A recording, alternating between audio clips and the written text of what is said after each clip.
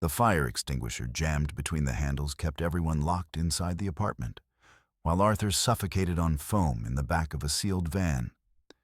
And Elias stood barefoot on an empty street at 4 in the morning with a recording device Martha had paid to install, using her own words against her to save his wife and unborn child.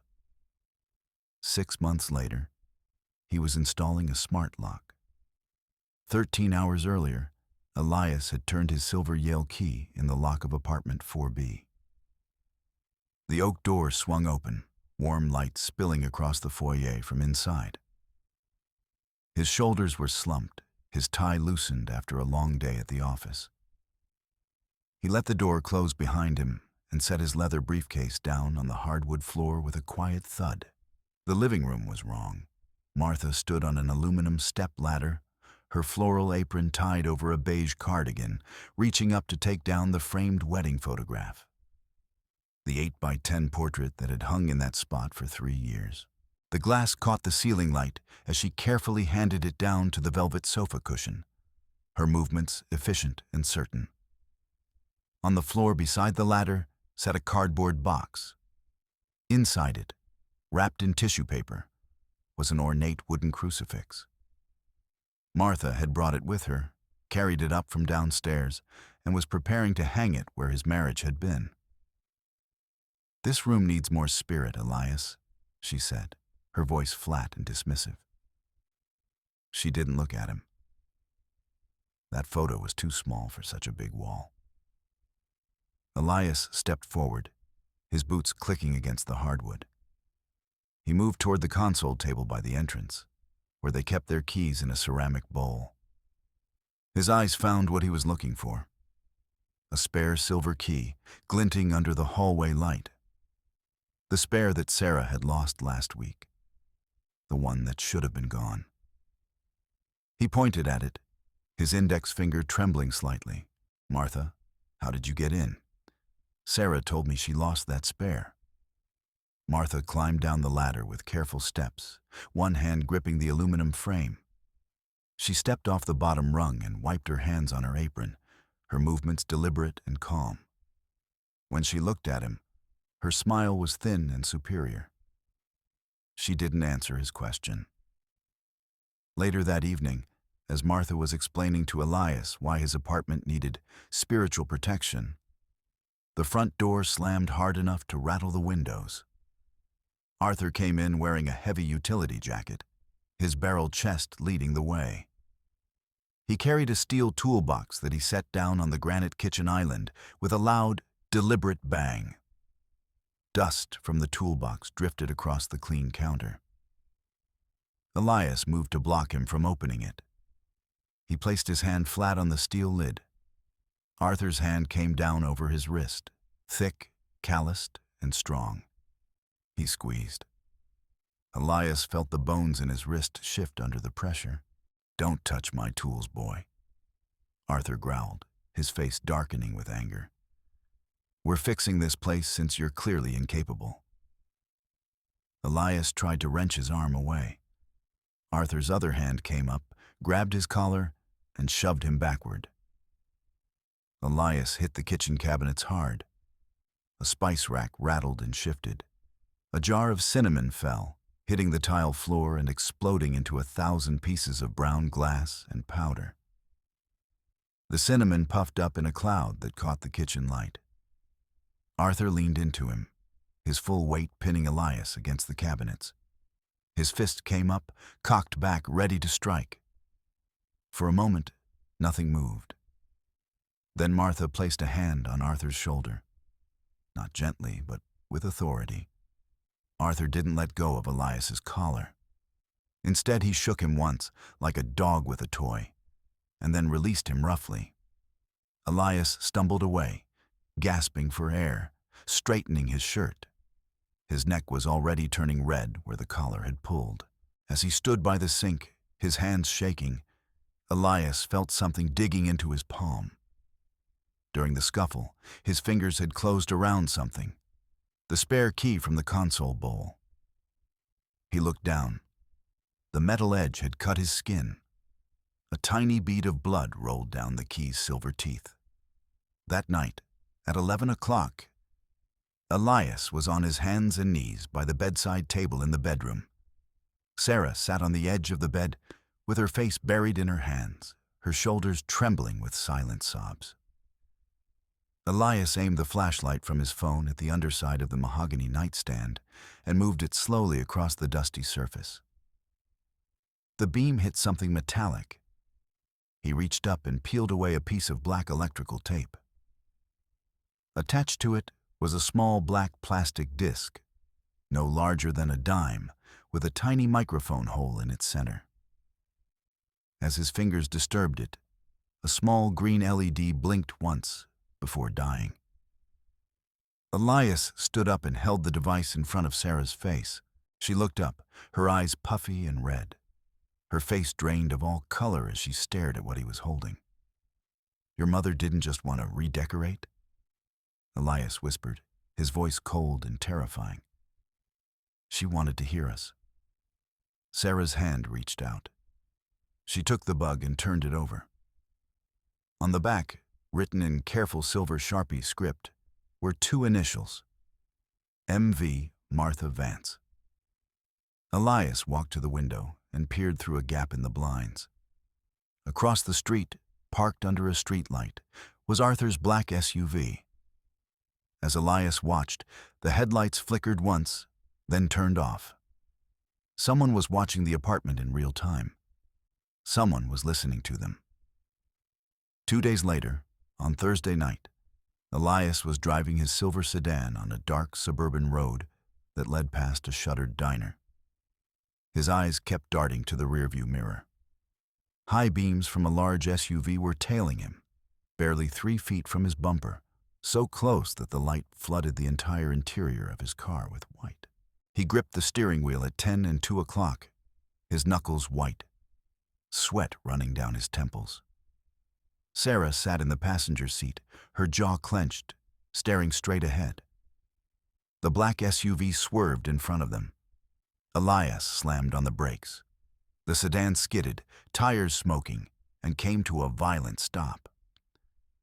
Before the car had even stopped moving, 3 doors opened. Arthur and 2 men in dark work hoodies jumped out, moving with the coordinated speed of men who had done this before. Elias stepped out of the car to protect it, to keep them away from Sarah. Arthur swung a heavy Maglite flashlight like a baton. Elias ducked.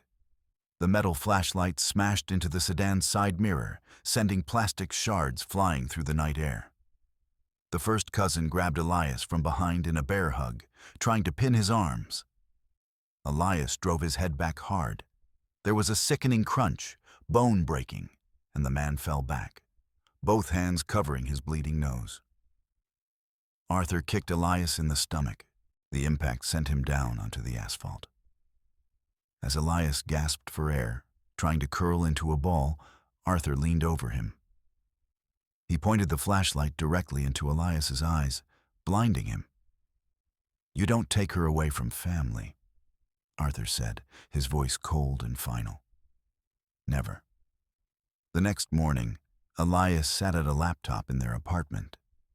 He was trying to book a flight to get Sarah away from the city. He entered his credit card information. A red error message appeared on the screen. Transaction declined. Insufficient funds. He logged into his online banking portal with shaking hands. He clicked on the Joint Savings tab. The balance showed 012 through. He clicked Recent Activity. There was a single massive transaction listed for 8 a.m. that morning, 42,500 Bogskar. The recipient was listed as Martha Vance, trust account. The memo line read, "For Sarah's protection." Sarah entered the room carrying a glass of water. Elias turned the laptop screen toward her. She dropped the glass. It shattered on the floor, water spreading across the rug and pooling beneath the laptop's keyboard. A notification pinged on the bottom right of the screen. An email from Martha Vance familymail.com. The subject line read, "Safety first." "She owns us now, Sarah," Elias said, his voice hollow and despairing. "We can't even buy gas." That afternoon, Martha let herself in again. This time she was accompanied by a tall man in a black clerical robe and collar. He carried a small leather Bible and a heavy briefcase. A crucifix hung from his neck. Too shiny, too heavy, clearly for show. "This is Father Miller," Martha said, gesturing toward the man. "He's here to help." The man sat across from Elias with an expression of practiced compassion. He placed the briefcase on his lap and flipped the latches open. Inside, instead of holy water or religious texts, were dozens of high-resolution surveillance photographs. Elias at the bank. Elias at work, a shot taken through their bedroom window at night. "I'm not here for your soul, Elias," Father Miller said, his voice smooth and gravelly, entirely unholy. "I'm here for your compliance. Martha pays well for the truth." Elias looked at Martha. She sat in the corner of the living room, calmly knitting a white baby blanket. Her needles clicked in a steady rhythm, click-clack, as she worked the yarn with methodical precision. She didn't look up, but a small smile played at the corners of her mouth. Father Miller pulled out a document. It was a psychiatric hold form, a 5150. Elias's name was already typed at the top. The petitioner line was blank, waiting for a signature. "This can go away," Miller said quietly. "Or your wife can sign a statement supporting the hold and you get help. Either way, we're done here." That night, at 11 o'clock, Elias grabbed Sarah's arm and started throwing clothes into a duffel bag with manic speed. They had to leave. Now, before the documents could be finalized, before the sanitarium could come with restraints. "We're going," Elias said, pulling her toward the door. But Arthur was standing in the doorway, blocking their exit. He held a heavy iron tire iron in both hands. He swung it hard. The metal connected with the door frame inches from Elias's head. Wood exploded, splintering outward. Dust and wood chips filled the air. Elias tackled Arthur around the waist, driving him out into the carpeted hallway of the apartment building. They grappled for control of the tire iron, rolling on the floor, their bodies hitting the carpet with dull thuds. Elias's hands closed around the cold iron, even as Arthur fought to keep it. Arthur slammed his forehead down into Elias's nose. Pain exploded through his face. Stars filled his vision. Blood gushed from his nose, hot and thick, soaking his shirt. Arthur stood up and raised the tire iron for a finishing blow. Martha appeared from the apartment, holding a syringe with clear liquid. She stepped past the fighting men. Sarah screamed from the doorway. Arthur pushed Elias one final time, slamming his head back against the drywall. The impact was hard enough to crack the drywall. Elias's vision went black. When Elias's eyes opened, he was sitting in a wooden dining chair in the middle of the living room. His wrists were bound behind him with plastic zip ties. His nose was swollen and crusted with blood, and every breath came through his mouth. Sarah was at the dining table. Martha stood behind her with her hands on Sarah's shoulders, massaging them like a caring mother. On the table was a typed statement and a Polaroid photograph. It showed the broken cinnamon jar on the floor and Elias's bloody shirt. The photo made him look violent, aggressive, dangerous. Martha held a fountain pen toward Sarah's hand. On the table was the written statement. "I, Sarah Vance, testify that Elias has become violent and a danger to himself and others."